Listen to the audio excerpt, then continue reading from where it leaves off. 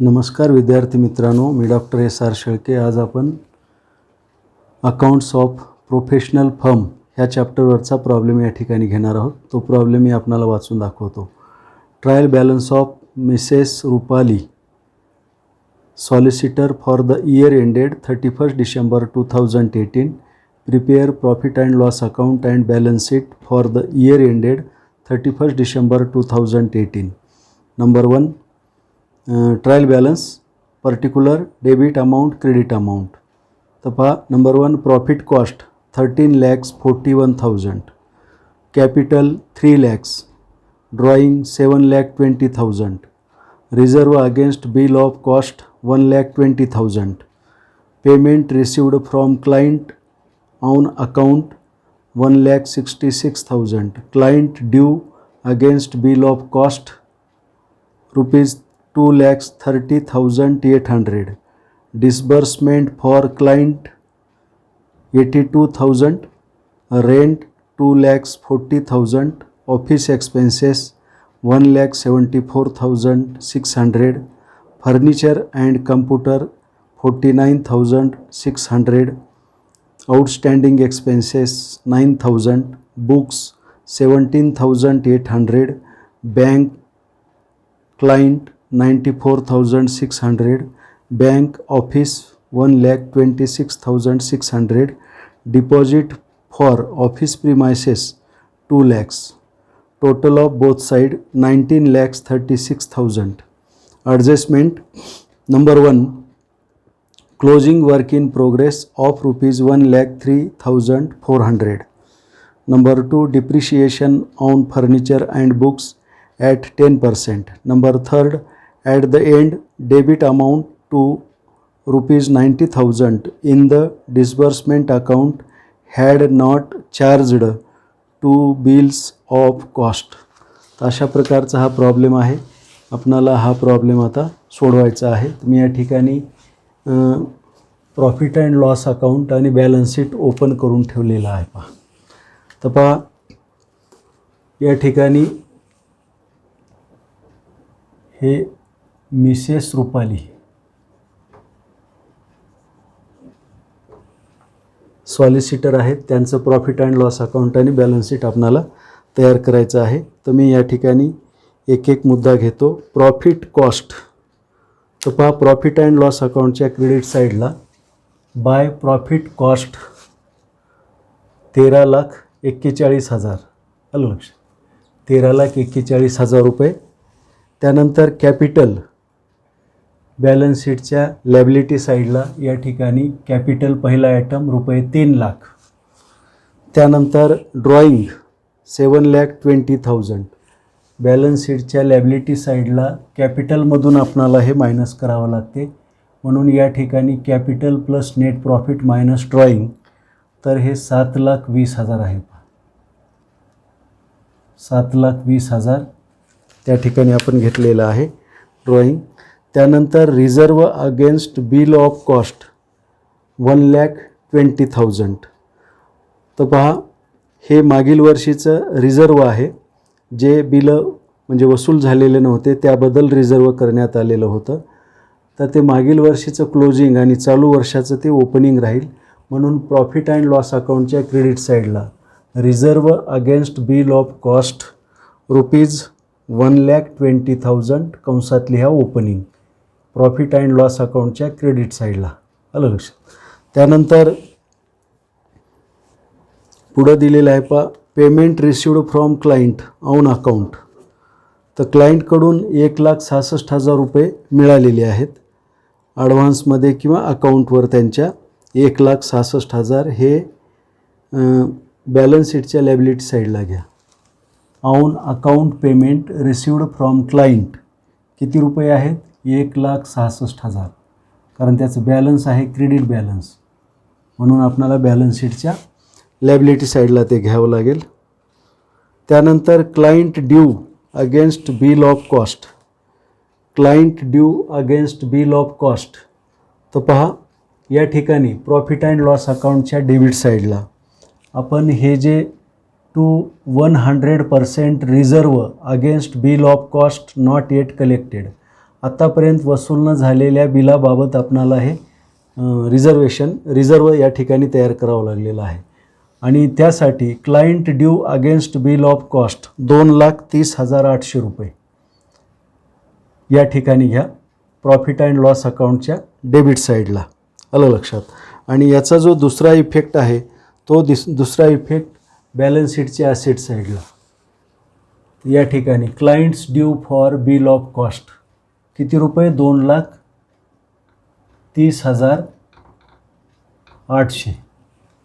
Client due for bill of cost 2,30,800 रुपये balance शीटच्या असेटला. पहिला इफेक्ट ह्या 100% रिझर्वमध्ये त्याची नोंद होईल प्रॉफिट अँड लॉस अकाउंटच्या डेबिट साईडला.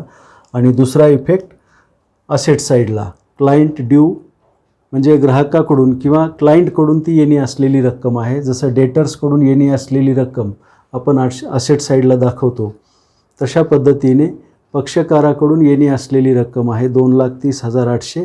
आता ती जोपर्यंत येणार नाही तोपर्यंत आपली नसते, म्हणून त्याचं हे या ठिकाणी 100% रिझर्व निर्माण करण्यात आलेलं आहे. आलं लक्षात.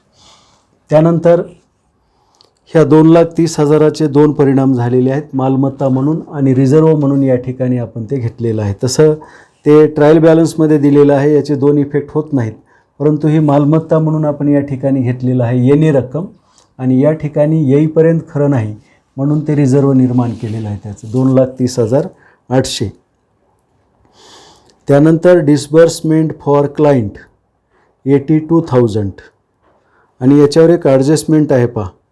At the end debit amounting to ₹90,000 in the disbursement account had not charged to bill of cost. तर या ठिकाणी म्हणजे टोटल डिस्बर्समेंट जी आहे ती 90,000 आहे आणि ट्रायल बॅलन्समध्ये आलेली आहे 8,000 म्हणजे 82,000. 90,000 मायनस 82,000 या दोन्हीतला जो फरक आहे 8,000 रुपये, तो 8,000 रुपये फरक आपणाला ऑफिस एक्सपेन्सेसमधून मायनस करावा लागेल. तर प्रॉफिट अँड लॉस अकाउंटच्या डेबिट साईडला या ठिकाणी या टू ऑफिस एक्सपेन्सेस 1,74,600 आहेत पहा. ऑफिस एक्सपेन्सेस हे 1,74,600, त्याच्यातून हे 8,000 मायनस केले तर या ठिकाणी किती राहतील? 1,66,600. 1,66,600 रुपये या ठिकाणी शिल्लक राहतील. आता ही जे ॲडजस्टमेंटमध्ये जे दिलेलं आहे टोटल बॅलन्स ते आपणाला असेट साईडला लिहावं लागेल. तर असेट साईडला या client disbursement account total 90,000. Client disbursement account total 90,000. त्यानंतर पुढे दिलेलं आहे पहा रेंट 2,40,000. तर प्रॉफिट अँड लॉस अकाउंटच्या डेबिट साईडला रेंट 2,40,000 या ठिकाणी लिहून टाका रेंट. त्यानंतर पुढे दिलेलं आहे पहा ऑफिस एक्सपेन्सेस आपण घेतलेले आहेत. फर्निचर अँड कम्प्युटर 49,600 बॅलन्स शीटच्या असेट साईडला. फर्निचर अँड कम्प्युटर 49,600 आणि याच्यावर डिप्रिशिएशन 11 म्हणून सांगितलं आहे पहा 10%. 10% डिप्रिशिएशन 4,960 रुपये येईल. आता हे 4,960 रुपये जर मायनस केले तर या ठिकाणी किती राहतील? 44,640. 44,640 रुपये या ठिकाणी शिल्लक राहतील. 44,640. त्यानंतर ते जे डिप्रिशिएशन आहे 4,960 ते प्रॉफिट अँड लॉस अकाउंटच्या डेबिट साईडला घ्या. To depreciation on furniture and computer 4,960 रुपये. आलं लक्षात. त्यानंतर बुक्स त्यानंतर दिले आहे पहा बुक्स 17,800. तर या ठिकाणी घ्या बॅलन्स शीटच्या ॲसेट साईडला 17,800 आणि याच्यावर डिप्रिशिएशन 1,780 रुपये. आता हे 1,780 मायनस केल्यानंतर या ठिकाणी 16,020 शिल्लक राहतील. 16,020 या ठिकाणी शिल्लक राहिलेली आहे. आणि बुक्सवरचं डिप्रिशिएशन 1780 प्रॉफिट अँड लॉस अकाउंटच्या डेबिट साईडला बुक्स 1780. आता ह्या दोन्हीची बेरीज, या दोन्ही डिप्रिशिएशनची बेरीज बाहेरच्या कॉलममध्ये घ्या. ती बेरीज येईल पहा 6740. 6740 रुपये बेरीज येईल दोन्ही डिप्रिशिएशनची. त्यानंतर पुढं दिलेलं आहे ह्या प्रॉब्लेममध्ये आउटस्टँडिंग एक्सपेन्सेस 9000. तर बॅलन्स शीटच्या लॅबिलिटी साईडला आउटस्टँडिंग एक्सपेन्सेस, या ठिकाणी आउटस्टँडिंग एक्सपेन्सेस 9000 लिहून टाका. आउटस्टँडिंग एक्सपेन्सेसच्या नंतर बँक बॅलन्स आहे पहा. Bank cash at bank client 94600 balance शीटच्या असेट साईडला कॅश ॲट बँक क्लायंट 94600. त्यानंतर ऑफिस 1,26,600 तिथंच घ्या 1,26,600 रुपये. त्यानंतर पुढं दिलेलं आहे पहा deposit for office premises 2 lakh. Balance शीटच्या असेट साईडला deposit for office premises 2 lakh रुपये.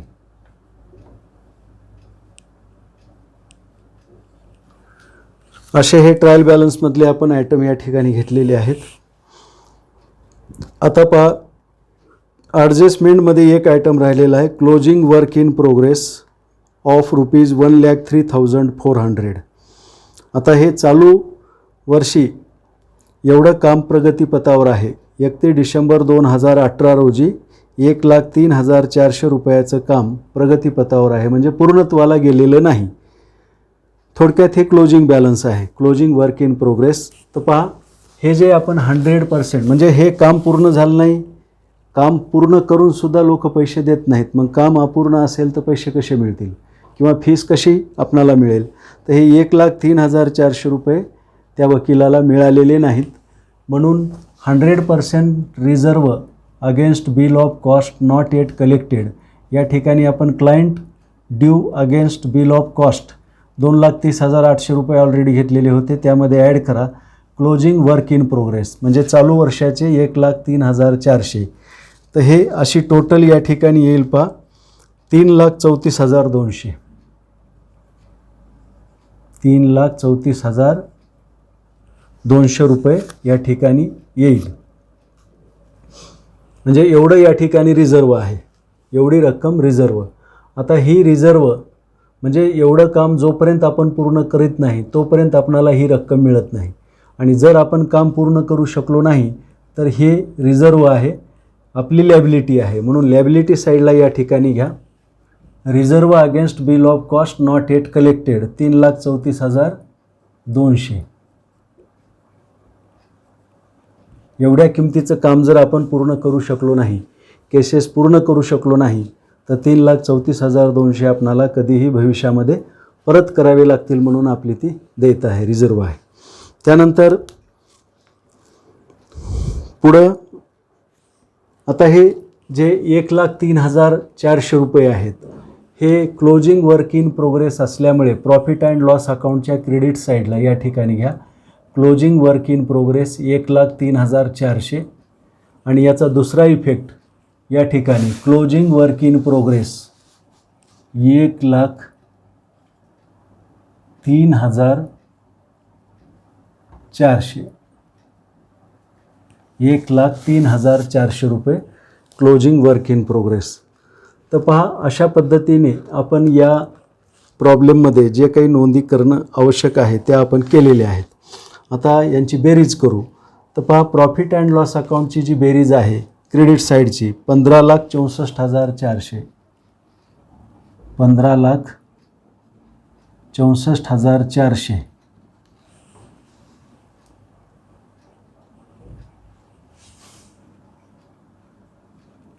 ₹15,64,400.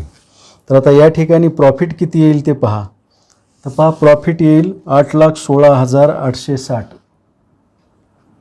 8,16,860 रुपये प्रॉफिट येईल.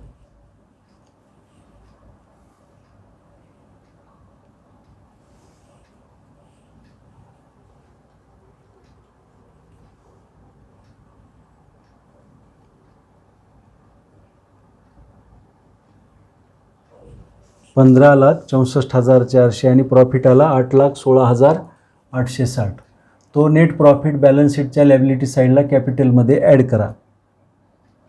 8,16,860 यांची बेरीज घ्या. 11,16,860 आणि ह्या 11,16,860 टोटल कॅपिटल झालं त्यांचं. त्याच्यातून 7,20,000 मायनस करा. म्हणजे हे 860, हे 6, 11तून 2 गेले 9 राहिले, हातचाला 1 8, 3,96,860 या ठिकाणी कॅपिटल राहिलं. पहा, 3,96,860 रुपये कॅपिटल राहिलं शिल्लक. तर आता बॅलन्स शीट लॅबिलिटी साईडची बेरीज 9,06,060 रुपये बेरीज येईल आणि या ठिकाणची सुद्धा 9,06,060 अशी बेरीज येईल. म्हणजे अशा पद्धतीने ही बेरीज आलेली आहे. एकदा कन्फर्म आठवून दोन.